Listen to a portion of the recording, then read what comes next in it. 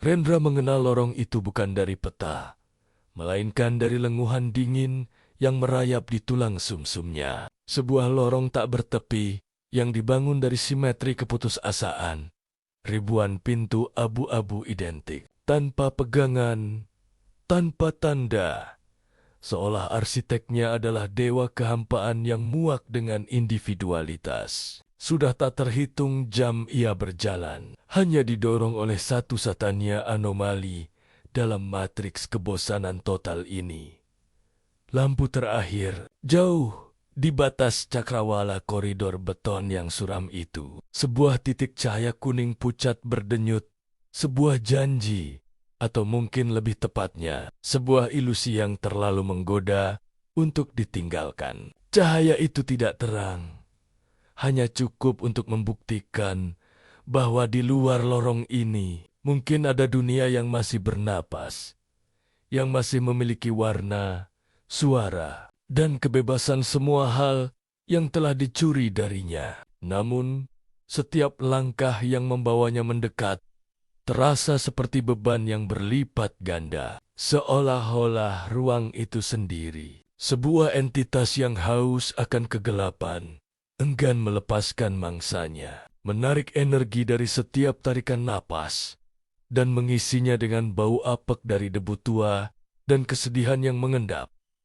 Obsesi terhadap lampu terakhir telah melampaui kebutuhan fisik. Itu adalah jangkar psikologis yang mencegah Rendra tenggelam dalam lautan bisikan diam. Ia tahu secara naluriah yang mengerikan bahwa lampu itu adalah jebakan maut yang dirancang oleh pikiran yang lebih besar dan lebih kejam daripada dirinya. Tetapi tanpa jebakan itu, apa yang tersisa hanya kegilaan yang disajikan dalam nampan perak kesunyian total. Malam-malam di lorong itu adalah siksaan yang lambat. Ketika bayangan dari sudet-sadet mati mulai membentuk sosak-sosak yang bergerak secara perifer. Entitas yang tak pernah bisa ditangkap pandangan langsung, namun meninggalkan jejak kelembapan dingin pada kulitnya. Rendra mulai meragukan indera matanya. Jarak lampu terakhir tidak pernah berubah.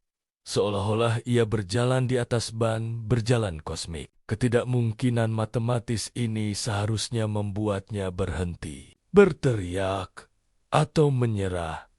Tetapi ironisnya, ketidakmungkinan itulah yang paling mendekati keajaiban. Dan keajaiban, bahkan yang paling jahat sekalipun, adalah satu-satunya mata uang harapan di tempat ini.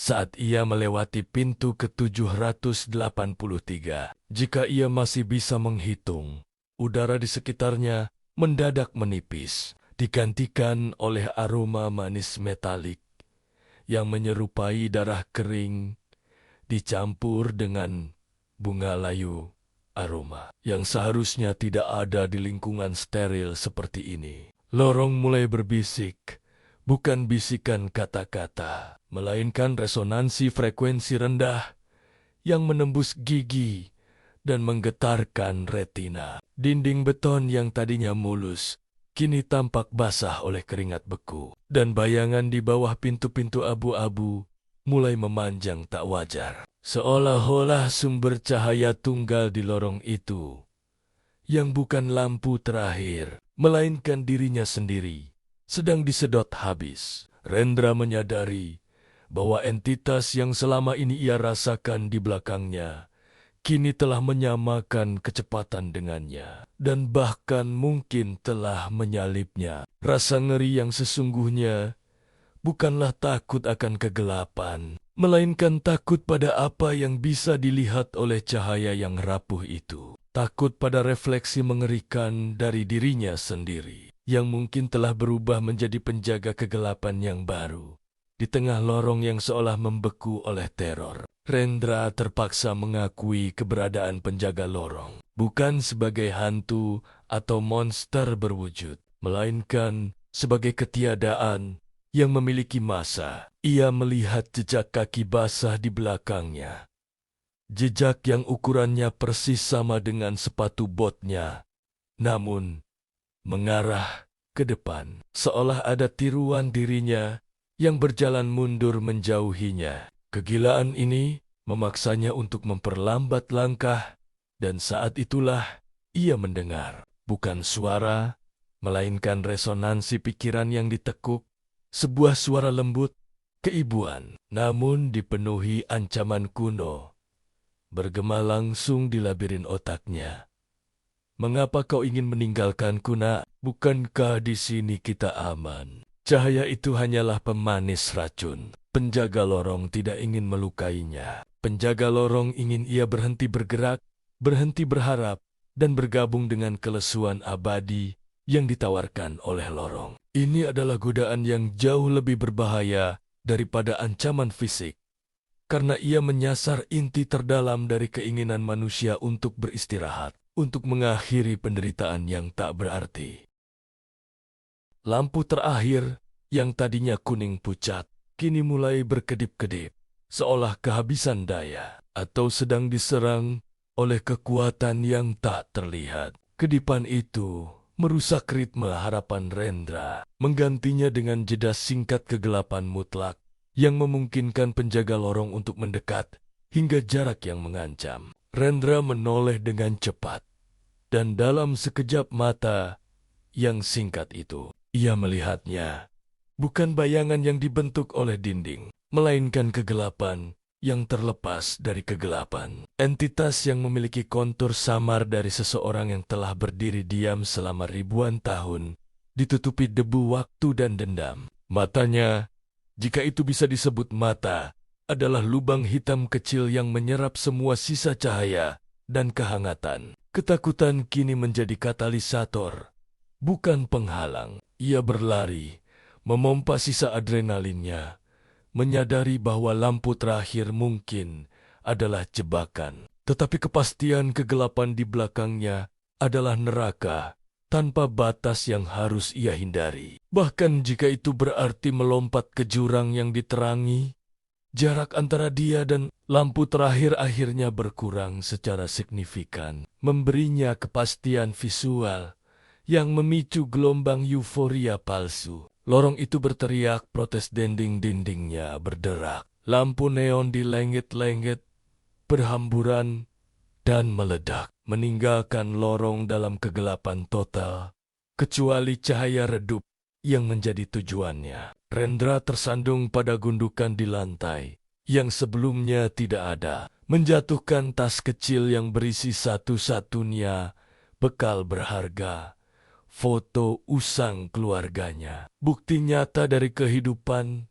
yang pernah ia miliki. Ia ragu sesaat antara mengambil kembali kenangan itu atau terus berlari menuju masa depan yang meragukan. Dalam keputusan yang menentukan itu, ia memilih untuk meninggalkan masa lalu. Jika lampu terakhir membawaku kembali, aku tidak akan membutuhkan gambar ini, bisiknya. Sebuah pengorbanan yang disengaja. Pengabaian ini memberinya kecepatan spiritual yang ia butuhkan. Sebuah pelepasan beban yang memberinya momentum fatal menuju cahaya yang berdenyut-denyut. Klimaks datang tanpa peringatan, dalam bentuk suara yang bukan lagi bisikan, melainkan raungan yang merobek ruang. Seperti logam yang digergaji oleh gigi keji, penjaga lorong muncul sepenuhnya.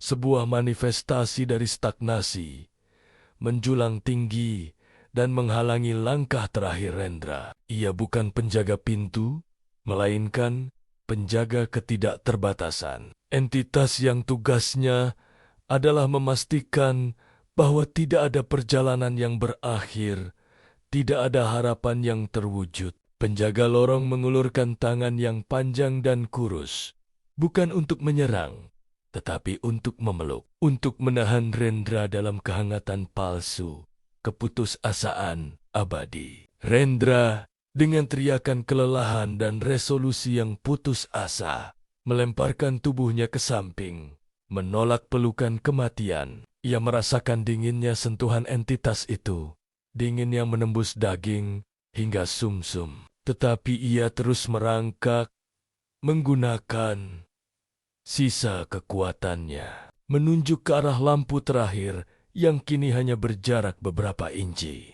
Dengan dorongan terakhir yang didikte oleh naluri bertahan hidup murni, Rendra menyentuh sumber cahaya itu. Bukan saklar, bukan bohlam pijar, melainkan sebuah permukaan kristal yang terasa dingin dan keras. Sebuah prisma kecil yang memancarkan cahaya yang mematikan. Saat jari-jarinya menyentuh permukaan itu, alih-alih merasakan kebebasan, ia merasakan kejut listrik yang menyakitkan, diikuti oleh kilasan memori yang bukan miliknya, memori dari ribuan orang yang berjalan di lorong yang sama, didorong oleh harapan yang sama, menyentuh cahaya yang sama. Lampu terakhir bukanlah pintu keluar, itu adalah inti dari lorong itu sendiri. Sebuah mekanisme pengumpulan energi. Lorong itu memakan harapan. Cahaya itu memegang semua ingatan dan jiwa-jiwa yang telah memilihnya sebagai tujuan akhir, menjadikannya bahan bakar untuk menjaga kegelapan abadi di belakangnya tetap berfungsi. Rendra menyadari kengerian yang tak terucapkan. Ia telah menjadi bagian dari listrik statis lorong itu. Sebuah sel baterai dalam penjara tak berujung. Realisasi itu datang dengan kesadaran yang sangat dingin. Lampu terakhir tidak pernah ada untuk menyelamatkan siapapun. Itu ada untuk memastikan bahwa siklus pencarian tidak pernah berhenti. Kegelapan di belakangnya penjaga lorong, dan cahaya di depannya adalah dua sisi dari koin yang sama. Alat penghenti gerak. Penjaga lorong menghentikanmu dengan rasa takut dan putus asa. Lampu terakhir menghentikanmu dengan janji palsu dan jebakan kelelahan. Rendra kini berdiri tegak, tetapi tubuhnya bukan lagi miliknya. Ia telah bergabung dengan energi kristal itu. Matanya menjadi kuning pucat yang sama. Ia melihat tubuhnya yang rapuh larut, kulitnya menjadi transparan, pembuluh darahnya menjadi filamen bercahaya. Ia bukan lagi Rendra. Ia adalah cahaya sumber harapan yang akan menarik korban berikutnya. Filosofi kejam dari lorong ini adalah, yang terburuk bukanlah kegelapan yang menelanmu, melainkan cahaya yang menjanjikan keselamatan, hanya untuk mengubahmu menjadi hamba penjara. Dan di saat terakhir, sebelum kesadarannya terfragmentasi sepenuhnya menjadi denyutan energi listrik, Rendra memahami pelajaran pahit itu. Penyelamatan sejati bukanlah melarikan diri ke satu titik cahaya tunggal yang terpisah dari realitas, melainkan keberanian untuk berbalik, menghadapi kegelapan lorong yang tak berujung, dan menciptakan cahayamu sendiri di sana. Di tengah-tengah kekacauan, ia telah mengejar ilusi yang terlalu mudah dan terlalu jelas. Gagal melihat bahwa harapan yang sebenarnya adalah kemampuan untuk kembali ke ribuan pintu yang ia lalui, membuka satu persatu dan mencari jalur yang tidak diterangi oleh jebakan. Kini, ia hanya sebuah mercusuar yang mematikan. Lampu terakhir di ujung lorong memancarkan daya tarik yang menyedihkan. Menunggu selamanya, lorong itu sunyi kembali, hanya menyisakan denyutan cahaya kuning pucat yang menjanjikan, siap menyambut langkah kaki berikutnya yang terlalu percaya pada janji keselamatan yang terisolasi dan mudah didapat, tanpa menyadari bahwa terkadang kegelapan lebih jujur daripada cahaya palsu.